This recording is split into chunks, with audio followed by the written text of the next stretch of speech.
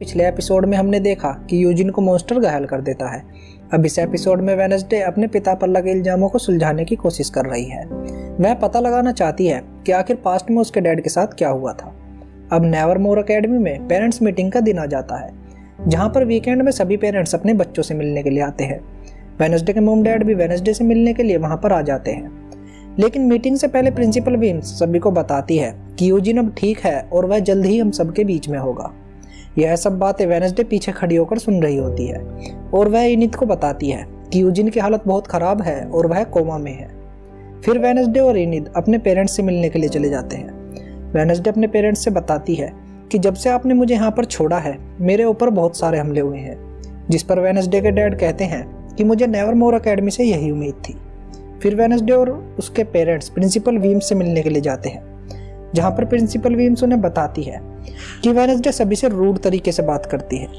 लेकिन दोस्तों, वेडनेसडे का मानना था कि वह यहाँ के झूठ और छलावे को कभी एक्सेप्ट नहीं करेगी। जिसके बाद प्रिंसिपल विम्स उन्हें डॉक्टर किनबोर्ड के पास थेरेपी के लिए जाने को बोलती है। फिर वेडनेसडे और उसके पेरेंट्स डॉक्टर किनबोर्ड के पास जाते हैं, जहाँ पर वह उनसे पूछती है कि जब आपके पास वेडनेसडे नहीं होती तो आपको कैसा लगता है। लेकिन दोस्तों, इससे पहले वेडनेसडे के पेरेंट्स जवाब देते, वेडनेसडे उनसे उनके ऊपर लगे गैरोट गेट के इल्जाम के बारे में पूछती है, जिस पर उसकी माँ उसे बताती है कि उस बात को बहुत साल हो चुके हैं और वह केस अब सुलट गया है। यह सुनने के बाद वेडनेसडे यह कहकर वहां से चली जाती है कि अब मैं अपने सवालों का जवाब खुद ही पता लगा लूं, ताकि मैं सच्चाई की तह तक पहुंच सकूं। वहीं बियांका अपनी माँ के साथ बैठी है, जिनके बीच हो रही बातों से हमें पता चलता है कि बियांका और उसकी माँ के बीच में नहीं बनती। साथ ही हमें पता चलता है कि बियांका का नाम पहले ब्रेंडी जेन हुआ करता था, जो कि उसने स्कूल में आकर बदल लिया। वहीं वेडनेसडे यूजिन से मिलने के लिए जाती है, जहाँ पर थिंग उसकी निगरानी कर रहा है। वहाँ पर यूजिन की मोम वेडनेसडे को बताती है कि यह हमेशा तुम्हारे बारे में ही बात करता रहता था। इतने में ही वेडनेसडे को खबर मिलती है कि हॉस्पिटल में एक डॉक्टर ने सुसाइड कर लिया है। अब दोस्तों, यह वही डॉक्टर है जिसके पास वेडनेसडे डेड बॉडी का सैंपल लेने के लिए गई थी। वहीं डॉक्टर ने एक सुसाइड नोट भी छोड़ा है, जिसमें उसने लिखा है कि मैं गैरोट गेट केस के लिए शर्मिंदा हूँ क्योंकि मैंने उसकी झूठी रिपोर्ट बनाई है। इसके बाद वेडनेसडे अपनी माँ को गैरोट की कब्र पर देखती है, जो कि फूल चढ़ा रही है। जब सब खाना खा रहे होते हैं तो वहाँ पर शेरिफ आता है और वेडनेसडे के डैड को गैरोट के इल्जाम में अरेस्ट कर लेता है। वेडनेसडे जेल में जाकर अपने डैड से मिलती है और पूछती है कि आपका गैरोट गेट से क्या वास्ता है, जिस पर उसका डैड उसे बताता है कि गैरोट गेट्स तुम्हारी माँ से बहुत ज़्यादा प्यार करता था। एक दिन मैं और तुम्हारी माँ रिवन पार्टी में डांस करके बाहर जा रहे थे, जिस पर गैरेट ने पीछे से आकर मुझ पर हमला कर दिया। उससे बचने के लिए मैंने खूब कोशिश की, लेकिन बचाव के दौरान वह मारा गया। वेडनेसडे को यह बात थोड़ी झूठी लगती है, जिसके बाद वह शेरिफ के पास जाती है, जहाँ पर वह शेरिफ से कहती है मेरे पिता ने गैरोट को नहीं मारा और आपको नहीं लगता डॉक्टर ने सुसाइड उसी दिन किया जिस दिन मेरे डैड मुझसे वीकेंड में मिलने के लिए आए। जिस पर शेरिफ वेडनेसडे को कहता है कि यह दुनिया तुम्हारे हिसाब से नहीं चलती और बताता है कि मैंने डीएनए टेस्ट कराया था जो कि नेगेटिव आया है। लेकिन वेडनेसडे बोलती है जिसने यूजिन को मारने की कोशिश की है उसी ने कॉर्नर को मारा है। इधर एनिद की माँ चाहती है कि एनिद एक बेयरवुल्फ बने, जिस पर वह उसे एक थेरेपी कराने को बोलती है, लेकिन एनिद वहाँ से उठकर चली जाती है। इधर वेडनेसडे अपने भाई से मिलती है, जो उसे बताता है कि हमारा पिता गुनहगार नहीं है और एक तुम ही ऐसी हो जो उन्हें बचा सकती हो। जिसके बाद वेडनेसडे सच्चाई का पता लगाने के लिए अपनी माँ के पास आती है, जो कि उसी खुफिया लाइब्रेरी में है। वेडनेसडे अपनी माँ से बोलती है कि आपने मुझे इस स्कूल में इसलिए डाला ताकि मैं आपके नक्शे कदम पर चल सकूं। जिस पर उसकी माँ उसे बताती है कि यह स्कूल पहले एक ग्रुप हुआ करता था, जो कि तुम्हारे पिता के पूर्वज ने बनाया था। उनका नाम गुडी था। वेडनेसडे गैरोट का पूरा सच जानना चाहती है, जिस पर उसकी माँ उसे बताती है कि जब मैं बाहर आई तो गैरोट तुम्हारे पिता पर इस तरह वार कर रहा था जैसे वह उन्हें मारना चाहता हो। तभी मैंने पास से एक तलवार उठा ली, लेकिन जैसे ही गैरोट मेरे पास आया तो वह तलवार उसके आर पार निकल गई और वह मर गया। तुम्हारे पिता ने वह तलवार मुझसे ले ली और लोगों की नज़रों में आ गए ताकि मुझ पर इल्जाम ना लगे और मैं सुरक्षित रहूं। जिसे सुनने के बाद वेडनेसडे बोलती है कि आपने तो अभी कहा कि उसके मुंह से झाग निकल रहे थे और वह अपना मानसिक संतुलन खो बैठा था, और इन सब का पता लगाने के लिए हमें गैरोट की कब्र पर जाना होगा। वेडनेसडे फिर गैरोट की कब्र की खुदाई करती है और उसकी एक उंगली उठा लेती है, लेकिन तभी वहाँ पर पुलिस आ जाती है और वेडनेसडे और उसकी माँ को हिरासत में ले लेती है। वेडनेसडे अपने पेरेंट्स को फिर वह उंगली दिखाती है और बताती है कि गैरोट की मौत जहर से हुई है। दोस्तों, वेडनेसडे फिर जैसे ही उस उंगली को हाथ लगाती है तो उसे विजन आने लगते हैं, जिसमें उसे पता चलता है कि गैरोट के पिता ने उसे जहर दिया था ताकि वह सभी स्कूल वालों को मार सके। लेकिन जैसे ही उसकी फाइट मेरे पिता से हुई तो वह जहर की बोतल टूट गई और उसकी बॉडी में फैल गई, जिसकी वजह से वह मर गया।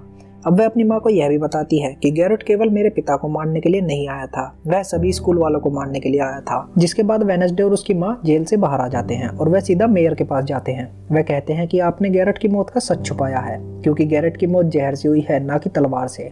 जिसके बाद मेयर उन्हें सच बता देता है कि गैरेट के पिता को लगता था कि नेवरमोर अकेडमी ने उसकी जमीन चुराई है, इसलिए मैंने कस्बे की शांति के लिए झूठी ऑटोप्सी रिपोर्ट बनवाई।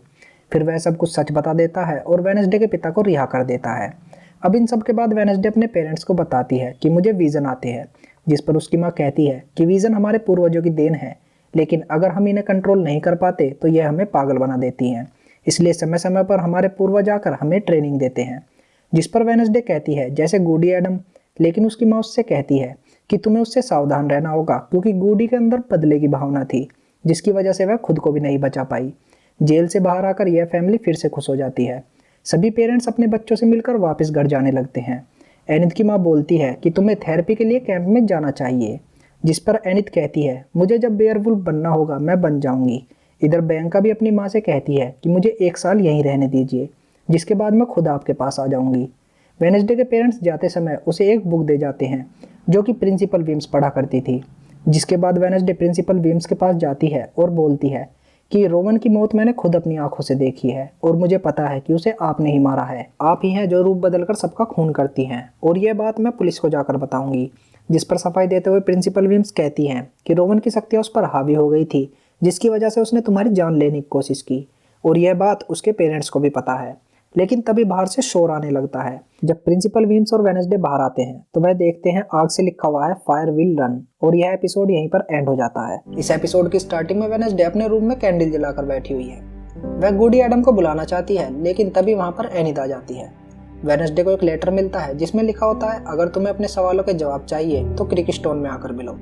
वेडनेसडे और एनिथ फिर क्रिकस्टोन में चले जाते हैं, जहाँ पर बैंका और जेवियर के फ्रेंड उसे सरप्राइज देते हैं, क्योंकि दोस्तों आज के दिन वेडनेसडे का बर्थडे होता है। वेडनेसडे को वहां पर लिखी हुई एक लाइन दिखाई देती है जिस पर लिखा है कि जब मैं लौटूंगा तो शोले बरसेंगे। वेडनेसडे जब उन लाइन को छूती है तो उसे विजन आने लगते हैं, जिसमें वह गुडी एडम से मिलती है। गुडी एडम उसे एक बंगला दिखाते हुए बताती है कि अगर तुम्हें क्रिकस्टोन के राज के बारे में जानना है तो तुम्हें यहाँ पर आना होगा। फिर वेडनेसडे अपने रूम में आ जाती है, जहाँ पर उसे पता चलता है कि उसके पेरेंट्स ने उसके लिए एक गिफ्ट भेजा है जो कि थिंग ने छुपाया हुआ था। दोस्तों उस गिफ्ट में एक गिलहरी होती है। अगले दिन वेडनेसडे फिर उन लाइन को देखने के लिए जाती है जो कि आग से लिखी हुई थी। तभी वहां पर जेवियर आ जाता है। वेडनेसडे जेवियर से नाराज है क्योंकि उसे लगता है कि जेवियर ही मॉन्स्टर है। जिसके बाद जेवियर यह कहकर वहां से चला जाता है कि तुम्हें जब मेरी जरूरत पड़े तो बता देना। फिर वेडनेसडे यूजिन के पास जाती है जो कि कोमा में है। वेडनेसडे उसे सभी रिसेंट बातों के बारे में बताती है, लेकिन दोस्तों यूजिन उसे नहीं सुन सकता। तभी वहां पर डॉक्टर किनबोट आती है जो कि बताती है कि यूजिन की माँ किसी काम से बाहर गई हुई है और उन्होंने मुझे यहाँ पर यूजिन की रखवाली के लिए छोड़ा है। फिर वेडनेसडे टाइलर के पास जाती है और उससे एक पिक्चर दिखाते हुए पूछती है कि क्या तुम इस जगह के बारे में जानते हो। दोस्तों टाइलर को उसके बारे में नहीं पता होता। तभी वहां पर शेरिफ आ जाता है जो कि टाइलर को वेडनेसडे से दूर रहने के लिए बोलता है। अब दोस्तों टाइलर वेडनेसडे की मदद नहीं कर पा रहा था, जिसकी वजह से वह जेवियर के पास पेंटिंग हाउस में जाती है। वहां पर वह सेम पिक्चर को देखती है जो कि जेवियर ने पेंटिंग की हुई थी। जेवियर उसे बताता है कि यह जगह रात को मेरे सपने में आई थी। लेकिन दोस्तों खुशी की बात यह है कि जेवियर को उस जगह के बारे में पता है। वेडनेसडे वहां पर अपनी पेंटिंग भी देखती है जिसमें वह सेलो बजा रही है। इधर बैंका टाइलर की टी शॉप में लोकस का इंतजार कर रही है, क्योंकि दोस्तों उसे हर वक्त कोई ना कोई कंपनी देने के लिए चाहिए। लोकस उसे बताता है कि मैं सब कुछ छोड़कर एक अच्छा स्टूडेंट बनने की कोशिश कर रहा हूँ। इधर वेडनेसडे भी उस लोकेशन पर पहुंच जाती है, जहां पर आकर उसे पता चलता है कि यह गेट्स फैमिली का घर है। लेकिन दोस्तों मेयर पहले से ही वहां पर मौजूद है, क्योंकि मेयर को पता चल जाता है कि असली कातिल कौन है। वेडनेसडे फिर चुपके से मेयर की गाड़ी में बैठ जाती है। टाउन में आते ही मेयर का एक्सीडेंट हो जाता है और वह बुरी तरह जख्मी हो जाता है, जिसकी वजह से प्रिंसिपल वेडनेसडे से पूछती है कि हर बुरी घटना के पीछे तुम ही क्यों होती हो, और वह उसके बाहर जाने पर रोक लगा देती है। वेडनेसडे फिर टाइलर पर फोन करती है और उसे यह कहकर बुलाती है कि हम डिनर पर जा रहे हैं। वह एनिथ को भी अपने साथ शामिल कर लेती है। वेडनेसडे फिर सबको लेकर गेट्स फैमिली के घर में आ जाती है, जहां पर उसे वही गाड़ी दिखाई देती है जिससे मेयर का एक्सीडेंट हुआ था। उसको वहां पर किसी के होने का आभास भी होता है, क्योंकि दोस्तों मोमबत्तियां गर्म होती है और एक रूम भी बिल्कुल साफ होता है। तभी वहां पर वह क्रिएचर आ जाता है, जिससे बचने के बाद वह एक रूम में पहुंच जाते हैं। जहाँ पर वेडनेसडे को वह सभी ऑर्गन दिखाई देते हैं जिसको क्रिएचर ने दूसरों के शरीर से चुराया था। वेडनेसडे और उसके सभी दोस्त फिर वहाँ से टाइलर के घर आ जाते हैं जहाँ पर शेरिफ भी है। वेडनेसडे उससे कहती है कि मुझे आपको कुछ दिखाना है और वह शेरिफ को उसी लोकेशन पर ले जाती है। लेकिन दोस्तों इतने में वह वहाँ पर पहुँचते वहाँ से सभी चीज़ गायब हो जाती है, जिसके बाद वेडनेसडे बोलती है कि शायद हमारे आने से पहले यह कमरा किसी ने साफ कर दिया है। यह सब सुनकर शेरिफ नाराज हो जाता है और वह वेडनेसडे को टाइलर से दूर रहने के लिए बोलता है। वेडनेसडे फिर स्कूल में आ जाती है जहाँ पर प्रिंसिपल कहती है कि तुमने नियमों का उल्लंघन किया है, जिसके जवाब में वेडनेसडे कहती है कि मैं सच का पता लगाने के लिए गई थी और मैं उसके लिए कोई माफ़ी नहीं मांगूंगी। वेडनेसडे प्रिंसिपल को वह पेंटिंग भी दिखाती है जिसमें उसकी और क्रिक स्टोन की फ़ोटो है और वह कहती है शायद इसीलिए रोवन मुझे मारना चाहता था, क्योंकि उसे लगता था मैं स्कूल के लिए खतरा हूँ, लेकिन मैं तो स्कूल को बचाना चाहती हूँ और मुझे एक और मौका मिलना चाहिए। जिसके बाद प्रिंसिपल उससे कहती है कि अगर तुमने आगे से कोई गलती की तो मैं तुम्हें स्कूल से निकाल दूंगी, और वह वहाँ से चली जाती है। फिर वेडनेसडे जब रूम के अंदर पहुँचती है तो वह देखती है कि उसकी फ्रेंड रूम छोड़कर जा रही है। एनिथ कहती है कि मैं तुम्हारे साथ नहीं रह सकती, तुम्हें केवल अपना काम निकलवाना आता है, चाहे उसमें फिर तुम्हारे दोस्तों की जान ही क्यों ना चली जाए। जिसके बाद वेडनेसडे अकेली पड़ जाती है और वह अकेले में बैठकर उस बॉक्स को खोलती है जिसको वह गेट्स फैमिली के घर से चुरा कर लाई है। वह उसमें अपनी बहुत सारी फोटो देखती है। जिसके बाद वह अपनी नॉवल में लिखती है कि गेट्स फैमिली, क्रिक स्टोन, मॉन्स्टर और मुझ में कोई संबंध है जिसका मेयर को पता चल गया होगा और किसी ने उसको चुप कराने के लिए उसका एक्सीडेंट करा दिया। लेकिन मैं चुप नहीं बैठने वाली और मैं उसे ढूंढ कर रहूंगी। और यह एपिसोड यहीं पर एंड हो जाता है। इस एपिसोड में वेडनेसडे मेयर के फ्यूनरल में होती है जहाँ पर वह सोचती है कि मेयर का कातिल भी इनमें से ही कोई होगा। तभी वेडनेसडे को झाड़ियों में एक आदमी दिखाई देता है। वह उसका पीछा करने लगती है जहाँ पर उसे पता चलता है कि यह उसके अंकल फेस्ट हैं, जो कि उसे बताते हैं कि मैं शहर में किसी काम से आया हूँ और मुझे यहाँ पर छुप कर रहना होगा। जिसके बाद वेडनेसडे उन्हें यूजिन के कॉटेज में छुपा देती है और मॉन्स्टर की पिक्चर दिखाते हुए पूछती है कि आप इसके बारे में कुछ जानते हो। जिस पर उसका अंकल बताता है कि इसका नाम हाइड है और अगर तुम्हें इसके बारे में और कुछ जानना है तो तुम्हें खुफिया लाइब्रेरी में जाना होगा, जहाँ पर तुम्हें एक तिजोरी में फोकने की बुक मिलेगी जिसमें इसके बारे में सब कुछ लिखा है। फिर वेडनेसडे अपने रूम में नोवेल लिख रही होती है कि तभी वहाँ पर एनिथ आ जाती है और वह कहती है कि मैं अपनी नेल पॉलिश यहाँ पर भूल गई हूँ। लेकिन दोस्तों इन दोनों के बीच में बहस शुरू हो जाती है कि सही कौन है। देर रात को वेडनेसडे फिर चुपके से लाइब्रेरी में चली जाती है जहाँ पर उसे जेवियर मिलता है। लेकिन वेडनेसडे उससे अभी भी नाराज है और कहती है कि जितनी बार भी मॉन्स्टर ने हमले किए हैं तुम हमेशा वहाँ पर मौजूद थे, हो ना हो मॉन्स्टर तुम ही हो। जब जेवियर वहाँ से चला जाता है तो वेडनेसडे और उसके अंकल दोनों तिजोरी में से बुक निकाल लेते हैं। वेडनेसडे उस बुक को पढ़ने लगती है जिसे पढ़ने के बाद उसे पता चलता है कि इस मॉन्स्टर का नाम हाइड है और यह अपने मालिक के इशारों पर नाचता है। फिर वेडनेसडे और उसका अंकल जेवियर का पीछा करने लगते हैं जहाँ पर उन्हें पता चलता है कि जेवियर यहाँ पर डॉक्टर किनबोर्ड से मिलने के लिए आया है। वेडनेसडे यह सब बातें प्रिंसिपल को बताने के लिए उनके रूम में जाती है जहाँ पर डॉक्टर किनबोर्ड भी होती है, जिसकी वजह से वह ये बातें उन्हें नहीं बता पाती। फिर वह टाइलर के टी शॉप में आ जाती है जहाँ पर वह बुक को दिखाते हुए मॉन्स्टर के बारे में टाइलर को बताती है। तभी वहाँ पर शेरिफ आ जाता है जो कि वेडनेसडे के अंकल को ढूंढ रहा है। फिर वेडनेसडे रात में थिंग को बताती है कि मैं टाइलर से मिलने के लिए जा रही हूँ और तुम मेरी डायरी की रखवाली करना। टाइलर फिर वेडनेसडे को क्रिक स्टोन की गुफा में ले जाता है जहाँ पर वह उसे सरप्राइज देता है, क्योंकि दोस्तों उसने क्रिक स्टोन की गुफा को लाइटों से सजाया हुआ था, जिसे देखने के बाद वेडनेसडे और टाइलर नजदीक आने लगते हैं। लेकिन तभी वहाँ पर शेरिफ आ जाता है जो कि वेडनेसडे के अंकल को ढूंढते हुए वहाँ पर पहुंचा था। शेरिफ वेडनेसडे और टाइलर को एक साथ देखकर हैरान नहीं होता और वह वहाँ से चला जाता है। रात को वेडनेसडे लौटकर जब अपने रूम में आती है तो वह सब कुछ बिखरा हुआ पाती है और उसकी डायरी भी वहाँ से गायब होती है। वह देखती है कि किसी ने थिंग के आर पार चाकू घुसा दिया है, जिसके बाद वह उसे बचाने के लिए अपने अंकल के पास आती है जहाँ पर उसका अंकल थिंग को उंगलियों की मदद से इलेक्ट्रिक शॉक देता है। लेकिन थिंग अभी भी वैसे का वैसा ही है। वेडनेसडे फिर रोते हुए अंकल से कहती है कि इसे बचा लीजिए, जिसके बाद उसका अंकल एक आखिरी कोशिश करता है और थिंग होश में आ जाता है। फिर वेडनेसडे उससे हमलावर के बारे में पूछती है, जिस पर थिंग उसे बताता है कि मेरे ऊपर पीछे से हमला हुआ था। फिर वेडनेसडे गुस्से भरी आवाज़ में कहती है कि वह जो भी है मैं उसे नहीं छोड़ूंगी। साथ ही वह अपने अंकल को बताती है कि पुलिस आपको ढूंढ रही है और आप कल सुबह यहाँ से निकल जाना। जिसके बाद वेडनेसडे प्रिंसिपल के पास जाती है और बताती है कि किसी ने मेरे रूम में छानबीन की है और वह डायरी भी वहाँ से ले गया है। जिस पर प्रिंसिपल कहती है कि वह डायरी तुम्हारे पास कैसे आई, वह तो खुफिया लाइब्रेरी में थी। दोस्तों प्रिंसिपल विम्स भी हाइड के बारे में जानती है, जिसके बाद वह वेडनेसडे को बताती है कि फॉकनर ने बहुत छानबीन करने के बाद उस डायरी को लिखा था, लेकिन किसी ने उसे मार दिया और अगर मैं यह बात पुलिस को बताती तो शायद नेवरमोर एकेडमी बंद हो जाती, लेकिन ऐसा मैं नहीं चाहती हूँ। फिर वेडनेसडे वहाँ से चली जाती है। रास्ते में बियांका और लूकास उसे जानकारी देते हैं कि लॉरेल गेट्स की मौत डूबने से हुई थी, लेकिन उसकी बॉडी आज तक कोई नहीं ढूंढ पाया। दोस्तों, लॉरेल गेट्स गैरोट गेट की माँ होती है। फिर वह बताते हैं कि गेट्स फैमिली का मकान एक 80 साल की बुढ़िया ने खरीदा था, जिसने मरने से पहले वह मकान एक नर्स के नाम कर दिया।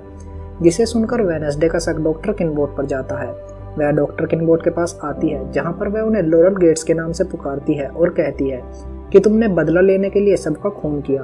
अब डॉक्टर किनबोट समझ नहीं पाती कि आखिर वेडनेसडे किस बारे में बात कर रही है। वेडनेसडे यह कहकर वहाँ से चली जाती है कि अब तुम्हारा खेल खत्म हुआ। जिसके बाद डॉक्टर किनबोट गुस्से में विम्स को कॉल करती है और बताती है कि वेडनेसडे ने आज मेरे साथ बहुत बुरा बर्ताव किया। लेकिन तभी वह मॉन्स्टर आ जाता है और डॉक्टर किनबोट को मार देता है। जिसके बाद वेडनेसडे का सारा शक अब जेवियर पर चला जाता है और वह उसके कॉटेज में जाती है, जहाँ पर उसे वह सब सामान मिलता है जो कि मरने वाले लोग इस्तेमाल करते थे, जैसे रोवन का इनहेलर, यूजिन का चश्मा और किनबोट का नेकलेस। फिर वहाँ पर पुलिस आ जाती है और जेवियर को अरेस्ट कर लेती है। फिर वेडनेसडे को पता चलता है कि एनिद वापस उसके रूम में आ गई है, जो कि उससे कहती है कि तुम्हारे और मेरे बीच में कुछ तो है। मुझे तुम्हारी बहुत याद आई और मैंने थिंग को भी बहुत मिस किया। वह उसे कहती है कि तुम्हें अपनी डेट को पूरा करना चाहिए और यह बताती है कि टाइलर अब नाइट शिफ्ट भी करता है। वेडनेसडे फिर अपनी अधूरी किस को पूरा करने के लिए टाइलर के पास जाती है, जहाँ पर किस करते ही वेडनेसडे को विजन आने लगते हैं, जिसमें उसे पता चलता है कि टाइलर ही वह क्रिएचर है और वह वहाँ से भागने लगती है। इसी के साथ यह एपिसोड यहीं पर एंड हो जाता है। इस एपिसोड में वेडनेसडे टाइलर को एक सुनसान जगह लेकर आती है और उससे कहती है कि तुमने मेरे जरिए जेवियर को फंसाया है और मुझे पता है कि तुम ही असली हाइड हो। जिस पर टाइलर उससे कहता है कि अगर तुम्हें पता है कि मैं असली हाइड हूँ तो तुम यहाँ पर अकेली क्या कर रही हो। जिसके बाद वेडनेसडे के छुपे हुए दोस्त सामने आ जाते हैं। फिर सभी मिलकर टाइलर को एक चेयर से बांध देते हैं। अब दोस्तों, टाइलर को वेडनेसडे टॉर्चर करना चाहती है, लेकिन उसके दोस्त उसका हिस्सा नहीं बनना चाहते और वह वहां से चले जाते हैं। वेडनेसडे जैसे ही टाइलर को टॉर्चर करने के लिए आती है, तभी वहां पर टाइलर का डैड शेरिफ आ जाता है, जो वेडनेसडे को हिरासत में ले लेता है। वेडनेसडे शेरिफ को समझाने की खूब कोशिश करती है कि टाइलर ही असली हाइड है, लेकिन शेरिफ उसकी कोई बात पर यकीन नहीं करता। वेडनेसडे जब वहां से जा रही होती है तो वहां पर टाइलर आ जाता है, जो कि वेडनेसडे से कहता है कि तुम्हें हार कर कैसा लगा, और बोलता है कि अभी तो बहुत कुछ देखना बाकी है। इसके बाद प्रिंसिपल विम्स वेडनेसडे को स्कूल से निकाल देती है, लेकिन वेडनेसडे प्रिंसिपल विम्स से एक ही बात की रट लगाई जा रही है कि टाइलर ही असली हाइड है। लेकिन दोस्तों, प्रिंसिपल विम्स उसकी बातों पर ध्यान नहीं देती और उसे स्कूल से निकाल देती है। फिर वेडनेसडे जेल में जेवियर से मिलने के लिए आती है, जहाँ पर जेवियर वेडनेसडे से नाराज है। वेडनेसडे उसे सब कुछ बताती है और कहती है कि टाइलर ने मेरे जरिए तुम्हें फंसाया है और वो ही असली हाइड है। जिस पर जेवियर कहता है कि अगर तुम इस स्कूल को छोड़कर चली जाओगी तो यह तबाही रुक जाएगी और सब बच जाएंगे। फिर वेडनेसडे वहां से चली जाती है और अपने रूम में आकर सामान पैक करने लगती है, जहां पर एनिद गुड बाय करते हुए उससे बोलती है कि तुम मुझे भूल मत जाना। फिर वेडनेसडे को बियांका और उसके दोस्त भी मिलते हैं, लेकिन तभी वहां पर थोरलिन आती है, जो कि वेडनेसडे को गुड बाय गिफ्ट में एक पौधा देती है। प्रिंसिपल विम्स वहां आकर वेडनेसडे से कहती है कि मैं खुद तुम्हें स्टेशन छोड़ने के लिए जाऊंगी। जिसके बाद वेडनेसडे यूजिन के पास गुड बाय बोलने के लिए जाती है और उसे बताती है कि तुम अपनी मधुमक्खियां लेने वापस मत जाना, हो सकता है वहां पर हाइड हो। और मुझे यह भी पता है कि उस दिन धमाका डॉक्टर किनबोट ने किया था। जिस पर यूजिन उसे बताता है कि उसने रेड कलर के शूज पहने हुए थे और डॉक्टर किनबोट कभी रेड कलर के शूज नहीं पहनती। दोस्तों, वेडनेसडे समझ जाती है कि असली कातिल कौन है। वह फिर सीधा थोरलिन के पास आती है और उसे लॉरेल के नाम से पुकारते हुए कहती है कि बाकी सब तो बेवजह मारे गए, जबकि असली कातिल तो तुम हो। तुम ही ने टाइलर को वश में किया और यह सब कत्ल करवाए। अब दोस्तों, टाइलर भी वहां पर होता है। थोरलिन टाइलर से वेडनेसडे को मारने के लिए कहती है, लेकिन दोस्तों वह प्रिंसिपल विम्स होती है, जो कि टाइलर का भेष बनाकर वहां पर आई थी। फिर थोरलिन धोखे से विम्स के गले में जहर इंजेक्ट कर देती है, जिससे वह वहीं पर मर जाती है। थोरलिन फिर वेडनेसडे को बांधकर क्रिकस्टोन की गुफा में ले जाती है। यह सब चीजें थिंग देख रहा होता है, जो कि सीधा एनिद के पास जाता है और सब कुछ बता देता है। अब इधर वेडनेसडे को पता चलता है कि जो अंग मरे हुए लोगों के शरीर से गायब थे वह क्रिकस्टोन को जिंदा करने के लिए थे। और साथ ही थोरलिन उसे बताती है कि गूडी एडम ने अपने खून से क्रिकस्टोन की कब्र पर ताला लगाया था, जिसे खोलने के लिए गूडी के वंशज का खून लगेगा, और वो भी उसका जो जिंदा हो। फिर थोरलिन एक चाकू से वेडनेसडे के हाथ पर कट लगा देती है, जिसके बाद वेडनेसडे का खून क्रिकस्टोन की कब्र पर गिरता है और वह जिंदा हो जाता है। क्रिकस्टोन जिंदा होने के बाद सबसे पहले वेडनेसडे को चाकू मारता है, जिसके बाद वह नेवरमोर एकेडमी की ओर निकल पड़ता है।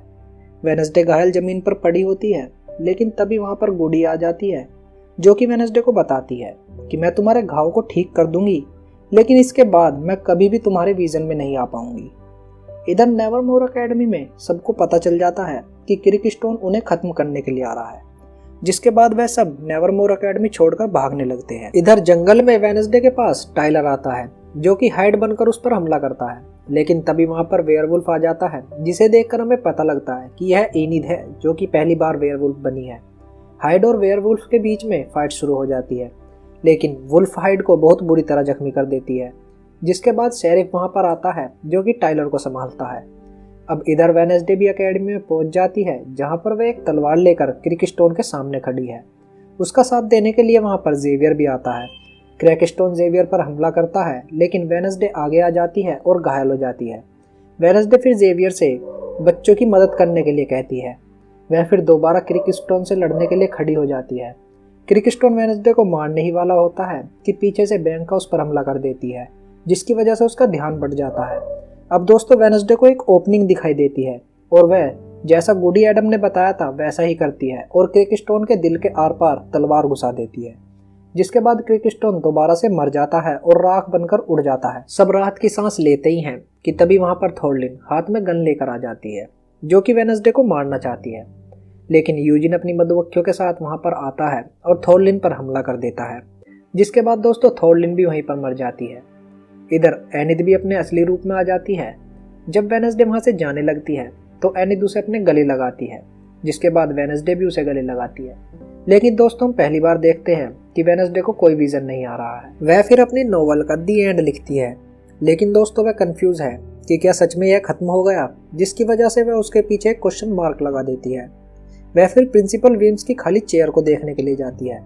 तभी वहां पर जेवियर आता है, जो कि उसे एक फोन गिफ्ट में देता है और कहता है कि तुम्हें जब भी मेरी जरूरत पड़े तो कॉल कर लेना। फिर वेडनेसडे गाड़ी में बैठकर अपने घर जाने लगती है कि तभी उसके फोन पर एक अननोन नंबर से मैसेज आता है, जिसे देखने के बाद पता चलता है कि यह अभी खत्म नहीं हुआ। वह सोचती है कि अभी भी कोई है जो नेवरमोर एकेडमी को खत्म करना चाहता है और शायद अभी भी कोई ऐसा है जो कि हाइड को कंट्रोल कर सकता है। और दोस्तों इसी सस्पेंस के साथ यह एपिसोड यहीं पर एंड हो जाता है। उम्मीद करता हूँ आपको हमारी एक्सप्लेनेशन अच्छी लगी होगी। अगर अच्छी लगी है तो वीडियो को लाइक करें और पिछले पार्ट्स नहीं देखे हैं तो डिस्क्रिप्शन में मैंने उसका लिंक दिया है, आप वहां से जाकर देख सकते हैं। मिलता हूँ आपसे अपनी अगली वीडियो में। जय हिंद, वंदे मातरम।